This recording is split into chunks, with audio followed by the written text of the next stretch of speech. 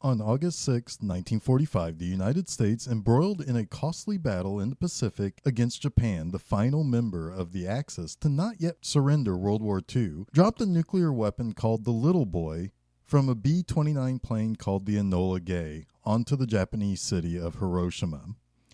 3 days later, on August 9th, the U.S. B-29 plane Boxcar dropped a second nuclear weapon, the Fat Man, onto the Japanese seaport Nagasaki. On August 15th, with warnings that without total surrender, the United States would continue to drop nuclear weapons of the size dropped on Nagasaki, the Japanese surrendered, effectively ending World War II.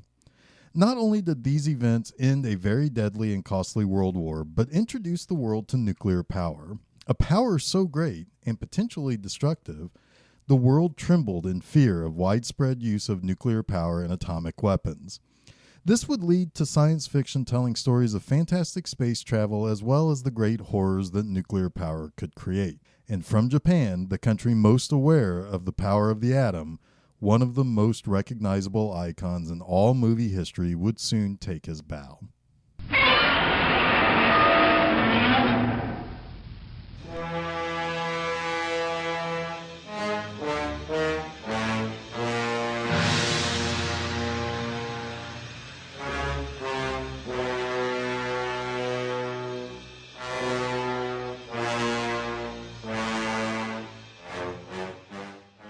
It's Monday, and that so happens to be the day that I like to talk about monsters. I'm Geoff Arbuckle, and this is Monster Mondays presented by Film Seizure.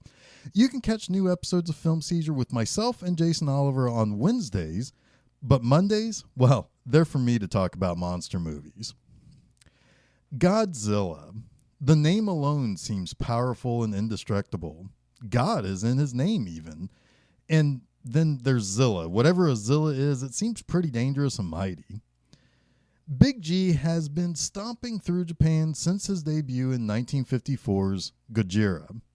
He's been portrayed through 7 decades and 4 distinct eras of films. Of his 34 films, 29 were live action, 3 were anime available through Netflix or produced in partnership with Netflix, and 2 were made right here in the United States, though one of those can honestly get the fuck out of here, but that's beside the point. His 35th feature, due out this summer, also features the same name as this week's Monster Mondays feature, Godzilla King of the Mosnters. Now, I thought long and hard on whether or not I'd cover the 1954 Japanese version or the 1956 American Godzilla. And what it came down to, though, was the decision to fall back on what I personally grew up with. While some would consider my selection of the highly Americanized version to be kind of lowbrow and maybe even counterintuitive to the very serious opening I decided to make for this episode, the truth is the Japanese version wasn't made available to American audiences until 2004, a full 50 years after it was originally produced. But you see, I wanted to start this episode talking about the bombs dropped on Hiroshima and Nagasaki because it's important to understand that the Japanese people lived through the horrors of nuclear war and the after effects it had on its population. After the bombs dropped, those who survived would have terrible burns and radiation sickness, and there was a legitimate concern what the after effects were of the radioactive materials used in the atom bombs and what it could do to the ecosystem. It's not all that surprising that many people would die from cancer in the decades that followed, and it's estimated that somewhere between 130 and 220,000 people died, most of which were civilians. It was a real nightmare, and for some, dying instantly may have actually been preferable to living with the burns and the radiation sickness that they would have after the bombs. And in less than 10 years after the real-life horror of the bombs, Toho Studios produced the first Godzilla film. It featured a creature awoken by the atomic test and is still, to this day, looked at as a powerful metaphor for nuclear power. In one respect, audiences could look at the monster as being nature's response to the horrors that man created. In another respect, some scholars believe the creature to be something that the Japanese people themselves could identify with. The monster itself was a victim of the nuclear testing and the weapons themselves.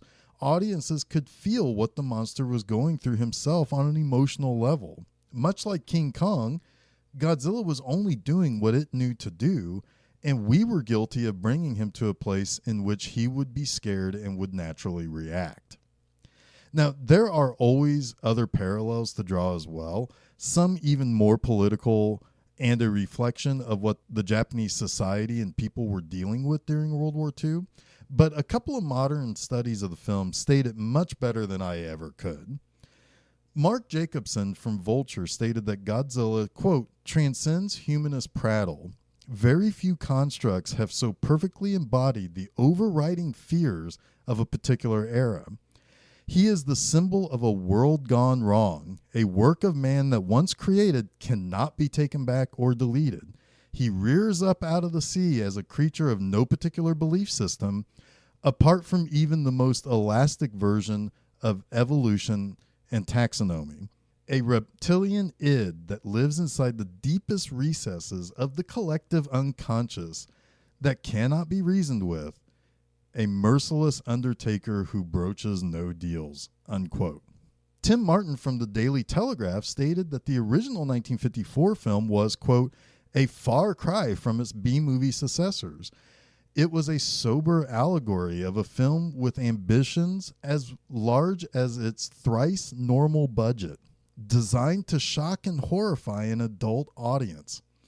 Its roster of frightening images, cities in flames, overstuffed hospitals, irradiated children, would have been all too familiar to cinema-goers for whom memories of Hiroshima and Nagasaki were still less than a decade old. While its script posed deliberately inflammatory questions about the balance of post-war power and the development of nuclear energy, unquote.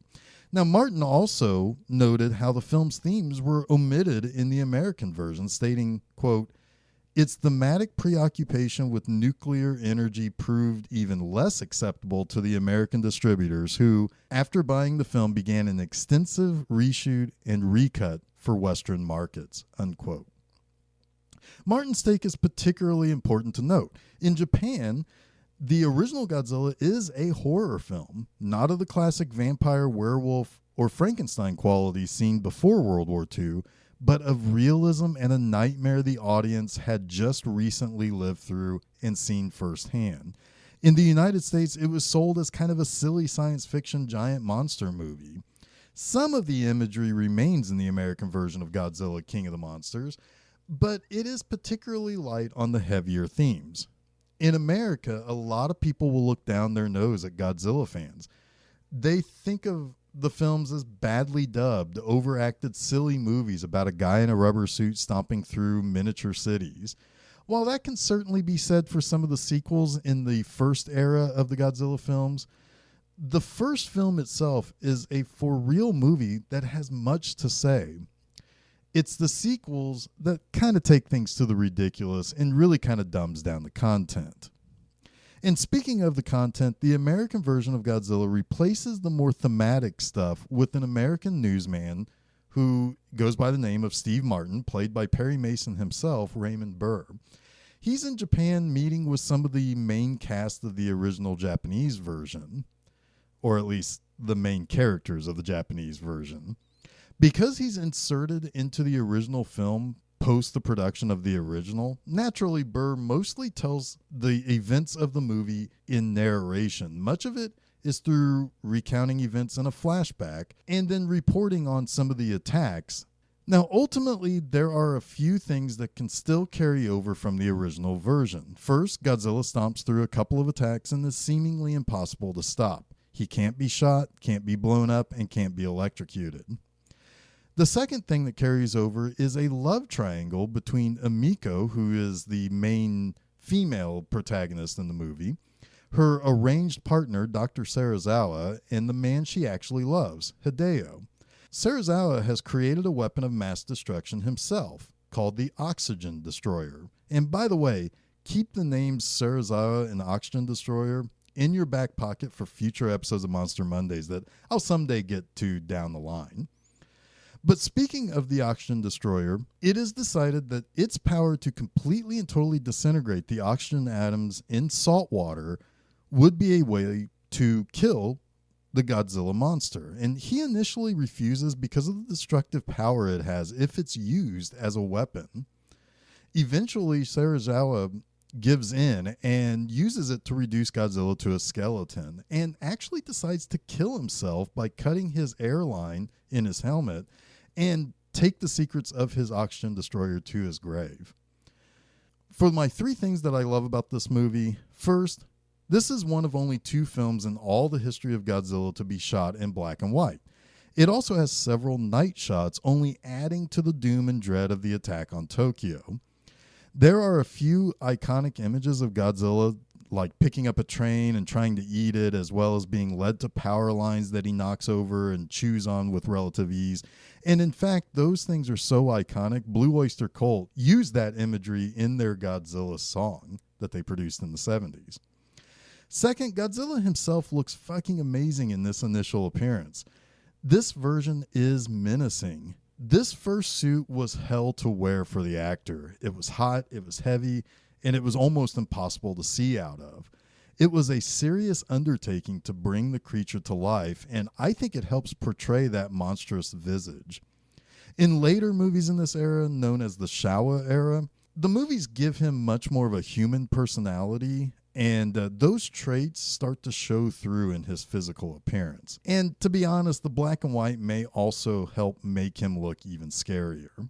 Finally, the end is very somber and sad. Yes, Dr. Serizawa died to protect his terrible oxygen destroyer. However, even Godzilla's death is a little hard to watch. Even though the monster was killing people and we tend to feel more for the humans in danger than the giant beast, it wasn't too much to ask to feel a little bit for the monster as well. As seen at the end of this movie, and again in a few years at the end of Rodan, the monsters are living beings too. And as I mentioned earlier, we're really only doing what they do. And maybe I've got a soft spot for Big G as the hero he is portrayed as in later movies, but he seems to be just writhing in pain and just letting out these terrible death cries as he's disintegrating from the oxygen destroyer. This is much more than just a crappy B-movie monster movie. This had a huge budget and a marvelous cinematography and miniature work thrown in. The artistry of this movie is actually really quite good. And of all the Godzilla movies over the past 65 years, I'd say King of the Monsters or the original Japanese version are the ones that you really should check out if you are only ever going to watch one Godzilla movie.